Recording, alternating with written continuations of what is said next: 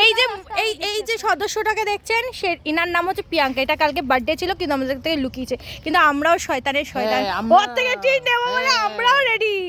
এখন ওই দেখো ওর কেক খোলা হচ্ছে, দিয়েছে রে ওই যে উপরের এগুলো। আচ্ছা দিয়েছে ঘাটুক, সেই তো কেটে খাবোই আমরা। আরে একটা কেকের দোকান নিয়মের তো আমাদের বয়স যদিও হয়েছে কিন্তু মা তো আমরা সবে হয়েছি না। একদম বেশি না, সবে বাও কি তেও।